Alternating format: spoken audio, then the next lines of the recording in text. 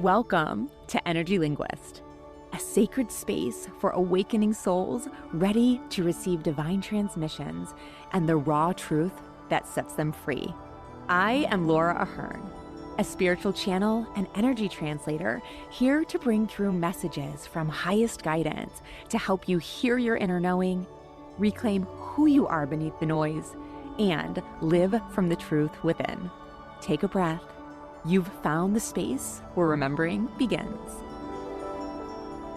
Hello, everyone. This is Laura, the Energy Linguist, and I am so excited to be here with you today for another episode of Energy Linguist podcast. Today, Divinity is channeling around the integration of spirit into our physical being.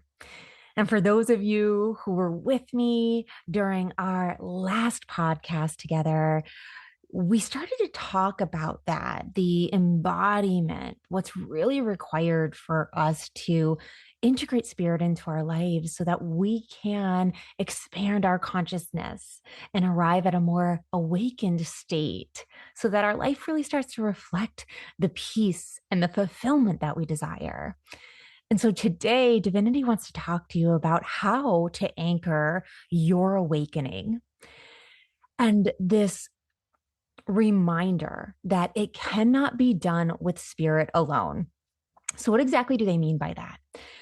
Many of us here on the planet are feeling the shifts happening in the collective. We're noticing the rise in energy medicine, how talks of expanded consciousness are becoming more mainstream for many of us. And we're also starting to sense into the reality that the old paradigm and the old ways of doing things are starting to either become extraordinarily disjointed and damaging, or that they simply just are not working for us anymore. What Spirit wants me to remind you is that even though this awakening is occurring on the planet, it isn't as simple as simply leaning in to these unorthodox spiritual concepts. Many of us get really excited when we hear about connecting with spiritual messages or angels. Maybe many of us have been to psychics or have had readings done. And of course, there is just this glorious different types of modalities of spirituality, such as tarot reading and crystals. And though all of this is a lot of fun and it can give us the hope that we require in the moment, often when we are engaging with spirit in this capacity and only this capacity, what happens is it actually begins to keep us stuck in disillusion.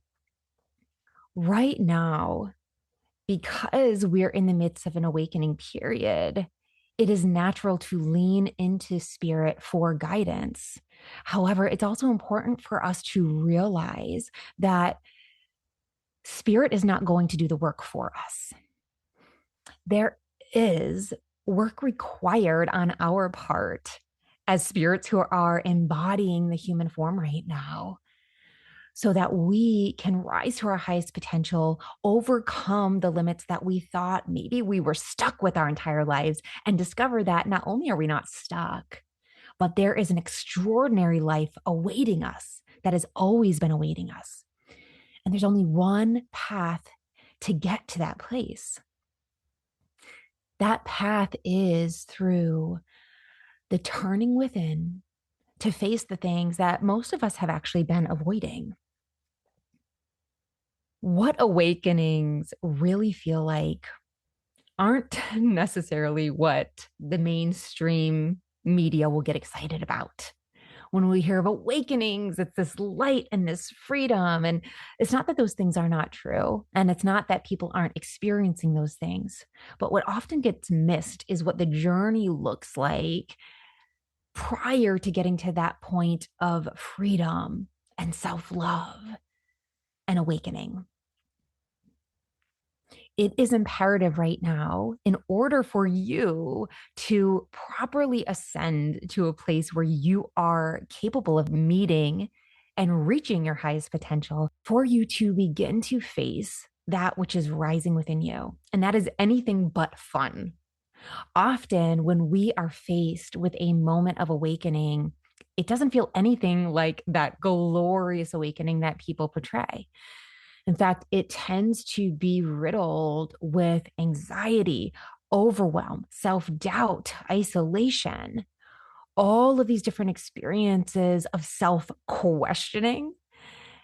And part of that self questioning is actually a key. It's actually pointing to the fact that you're right where you need to be. Because when we start to question ourselves, so long as we don't choose self abandonment, what happens is we actually start to ask the right questions. We ask ourselves, why am I feeling this way? Why doesn't this resonate with me anymore? What do I feel has been missing? What beliefs am I acting in accordance with? And is the way that I'm engaging with my life communicating to the universe that I don't actually believe I'm deserving or worthy? And when we start to question ourselves in that way, we start to unveil the truth, which is we deserve much more than we have likely been allowing ourselves to receive. It is time for you to stop denying, repressing, avoiding the feelings that are rising or the truths that are rising that are uncomfortable. What divinity is saying is that the collective, the majority of us in the collective, have been lying to ourselves by reiterating this idea that everything is okay. And part of the reason that we continue to regurgitate this idea that everything is okay is because that was reinforced to us in our youth, usually at the repression or rejection of what we were feeling, instead of the honoring of the bigness and the new pains or hurts or rawness that we were feeling. It was often communicated to us, not just by parents or caretakers, but by society as a whole, that it's okay. You'll be okay. It's okay. Don't worry about it. Don't worry about it. And I'm not saying that we should have worried per se. However, this idea that we could just push it aside and it'll go away is wrong. It is what has created a chronic cycle of suffering in the collective. And so, what divinity is guiding you to during this podcast today is to understand that how you will come to integrate the power of this spiritual awakening into your physical reality, to actually manifest miracles into your physical life. We must first face that which exists within our experience. We must first face what I call the conduit of the mind. For those of you who are familiar with my work, I talk about it a bit in my book, The True Calling. Our invisible vibration of our spirit becomes made manifest through the channel of our thoughts, then our emotions, and finally, the densest, most physical form of our body and our external world, our material world, the outside circumstances. This mind element that we're talking about here isn't just our thoughts, but that very conduit I just described. It's the thoughts as they move into emotions and they're made manifest in the physical world. Understanding that what exists within the conduit of the mind are our judgments, our beliefs, what we feel our limitations are, all the stories about who we are because of what we have felt through our experiences. It's all the ways in which you have maybe blamed yourself for the pain you've carried. Maybe we've shamed ourselves because we were unable to avoid the pain that we now carry.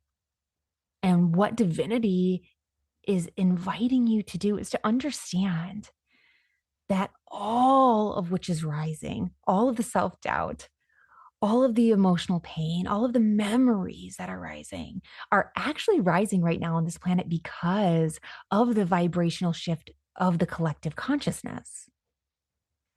As our collective consciousness awakens and rises, that higher frequency starts to draw out the past, the old, and it rises for us to mitigate. And so divinity asked me to guide you today into the best way to mitigate what rises so that you can truly be set free from it. What is most important for you to do is when any self-doubt, regret, judgment, labels rise within you, that you face what rises with a higher awareness. What divinity is wanting you to remember is that you are not that thing that is rising. You are not that experience, even though you may have labeled yourself because of the experience. I want you to understand that that label is linking you to that experience. It's keeping you stuck because you have now linked your identity as that experience. But it doesn't need to be this way. What divinity is telling you today is that instead of identifying as the things that you regret or the pains that's rising, evaluate it to seek wisdom. Look at it through a higher lens of trying to understand. And within this willingness to see what is there, you will come to understand that you have done the best you possibly could with what you knew at that point in your life. You hadn't yet derived all of the wisdom that you now have. So it's unjust to judge yourself according to what you know now. Beyond that, it's imperative that you also realize that others who were possibly involved in some of these memories that are rising also were doing the best with what they knew within their own being. Divinity wants you to remember that as human beings on this planet who are so overprogrammed, what's happening is we tend to just simply act in accordance with the value we believe ourselves to be. And so if we have received from our external world a lot of feedback that we are not valuable, that we need to sacrifice ourselves in order to be worthy, what happens is that we then measure ourselves according to that value that was set. It is time for you to reclaim your invaluable nature. And this only happens through you raising the bar. And I'm here to tell you, you cannot simply raise the bar in your external physical material world and expect different results, because the conduit of the mind will anchor you back in to what that unconscious program believes your worth to be. And if it believes your worth to be low, you will self-sabotage and re-trap yourself in the patterns. It's why many of us get on really powerful kicks where we're doing great things for ourselves and we're becoming more healthy and our relationships are healthier. And then suddenly we kind of lose track. We fall back into the old patterns.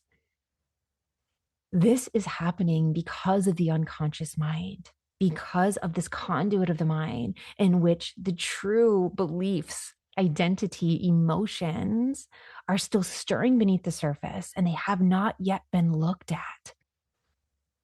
Today, divinity is inviting you into looking at what's rising with unconditional love, with a willingness to see that it was not rising in your life to condemn you. It was not rising to keep you trapped. It is not rising to remind you that you're limited. It's actually rising to help you decide who you are through all of your experiences. I'm here to remind you that if you are experiencing pain or struggling with limits or patterns, maybe you don't know how to set proper boundaries. Maybe you're self-sacrificing for others. Maybe you're attempting to carry their problems for them. And as a result, you're sacrificing your own wellness, your own potential. If you find yourself in any of those patterns, I am here today to remind you that what you truly are is beyond all of these demands, all of these unrealistic expectations that you're placing on yourself.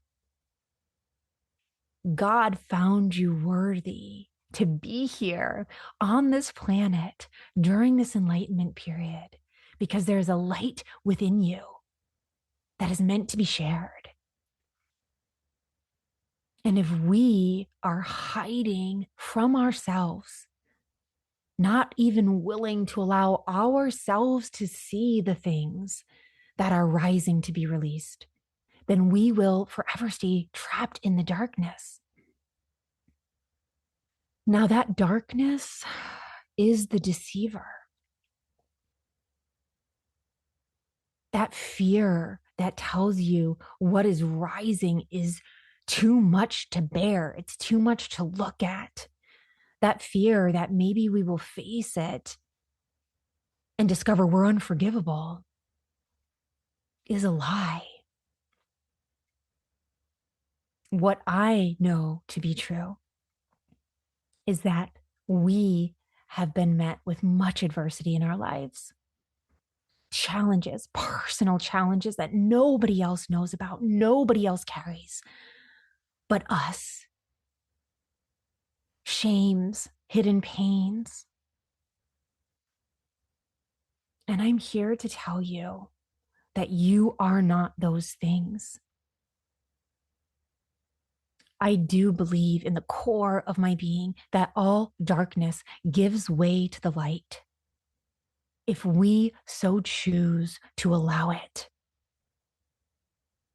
What this means is that no matter what they do to us, the they being the external world, no matter what hardships we fall upon, which mistakes we feel we've made, what regrets we feel we have, that heaviness, that darkness does not get to decide whether or not we get trapped in it.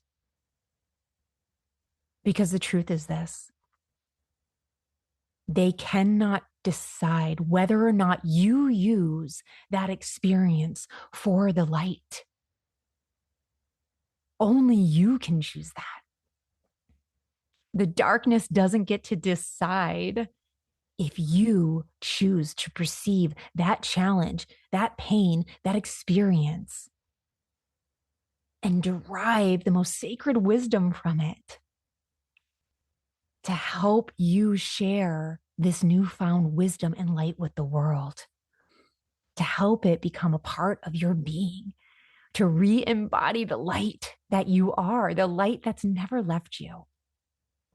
And this knowing sets you free, because what you discover in this is that you are the light that never fades, that your consciousness is your own,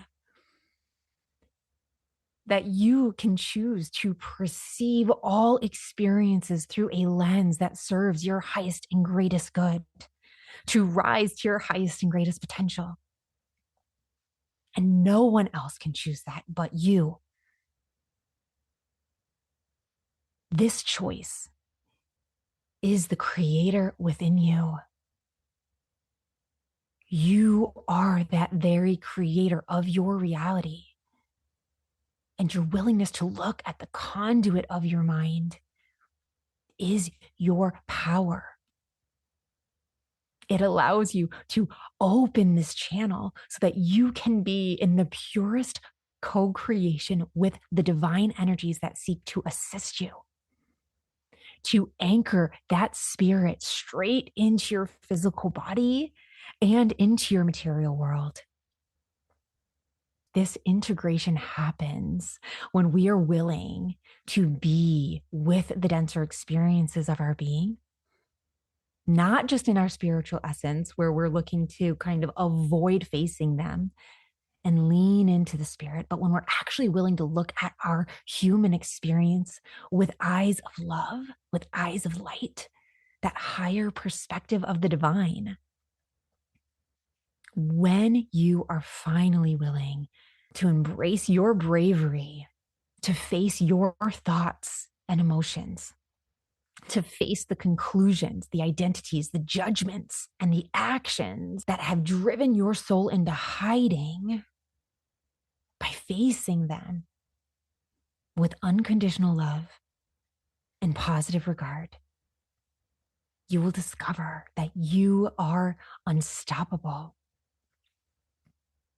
This willingness provides you the spiritual support that you have always been seeking, to discover that not only are you not alone, but you are intimately connected with that source energy.